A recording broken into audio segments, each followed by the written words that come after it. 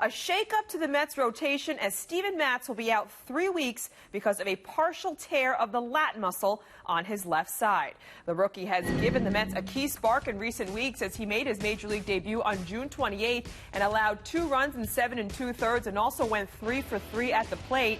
And then in his second game, he threw 6 shutout innings and struck out 8, both for Met wins. Now he is not expected to throw for at least 3 weeks when he will be re-examined.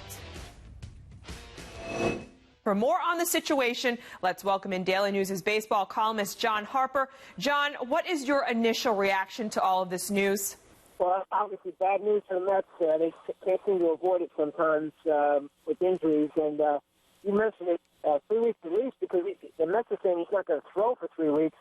At that point, he's going to be re-examined. If he's okay, it's going to take him probably 2 or 3 weeks to ramp it up. So you're probably looking at 5 or 6 minimum if all goes well. So this is a major blow. I mean, this kid, he was taking the town by storm his first 2 outings. You saw how good he could be. And now to lose him for who knows how long, it's a huge, huge blow to the Mets. Now, it's been reported that the Mets may have known about this injury. Could this have been handled differently, you think?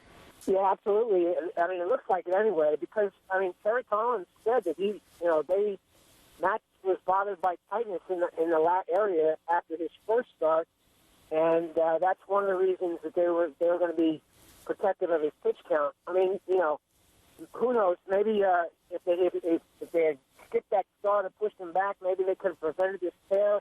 Maybe the tear was already there, but you would think with the Mets' history of injuries and, things don't always seem to go well with their diagnosis, things like that, they would have been ultra-conservative here, especially as protective as they're being with innings limits for these pitchers. You would think, ultra-conservative, they would have pushed him back until he could have been re-examined further anyway. So you do have to wonder about how this is handled.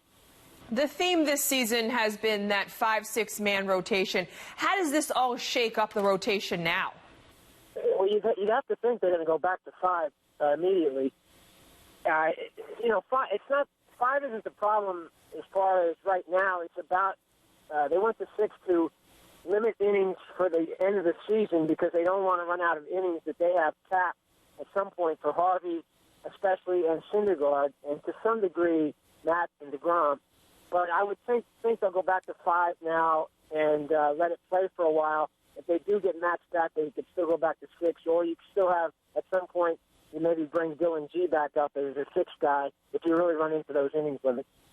How does this affect John Neese or the Mets trading for some offensive help?